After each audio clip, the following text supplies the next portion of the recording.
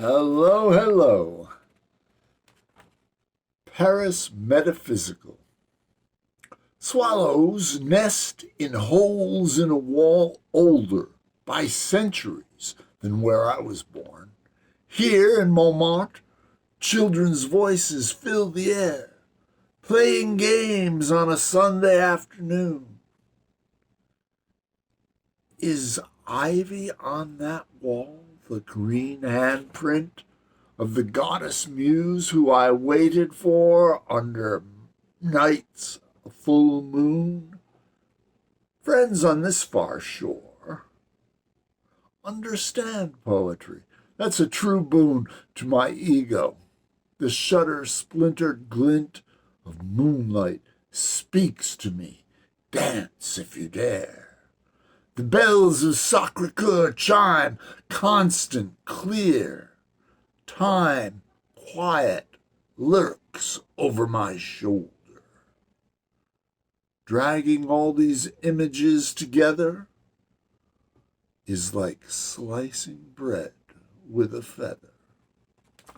Okay, that is a sonnet. It sort of rhymes to the middle. There's two lines that are transposed for clarity's sake, I suppose, or when I wrote it, I didn't notice.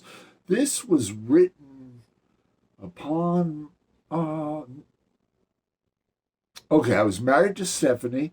I was in Passage des Abbesses in the apartment of a friend of mine who was a television producer, and she put us up while we were passing through Paris on our way to Majorca to meet Robert Graves, which is a whole other story, which I will tell one day once I reach 1,000 subscribers, because it's that great a story.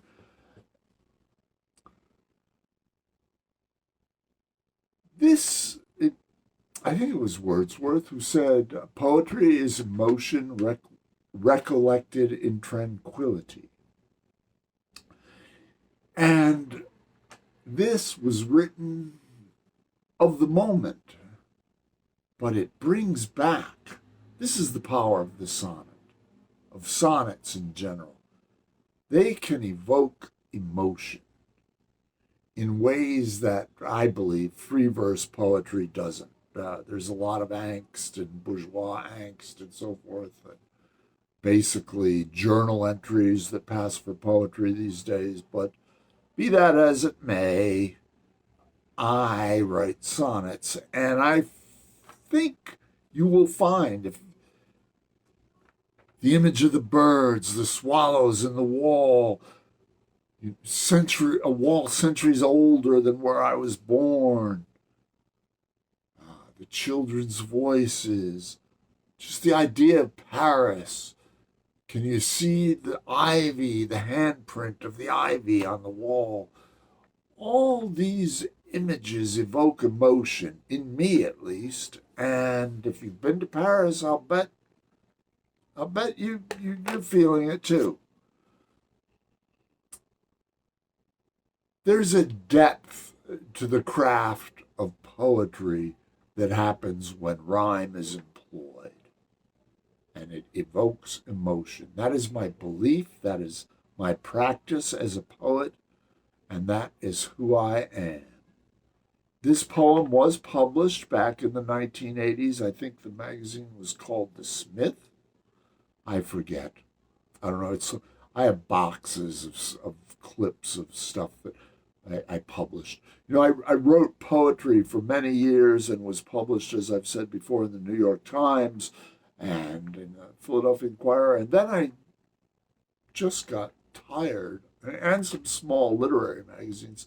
I just got tired of the whole gatekeeper situation and submitting to people and letting them decide if my poetry was good enough. My poetry is good enough. That's it, period. It's good enough. And I hope it evokes emotions in you. Thank you for tuning in.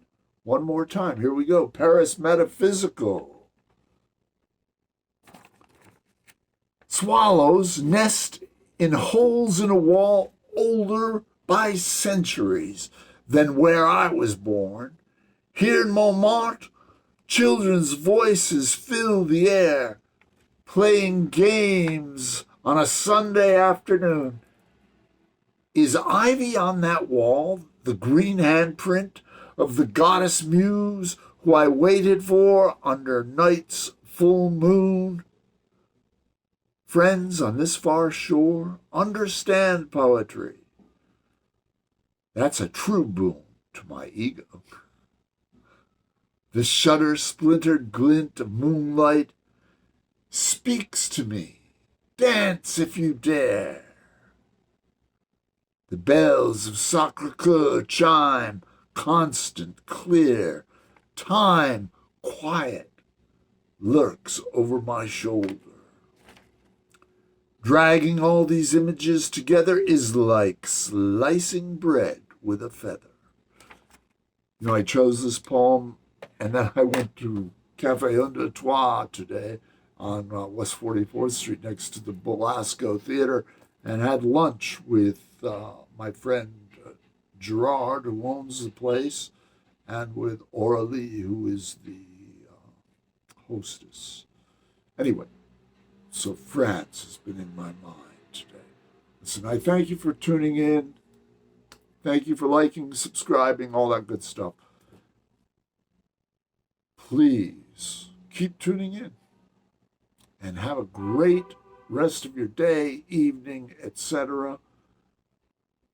I am ye old internet bard, and so ends another broadcast day here on my channel on YouTube. Ciao for now.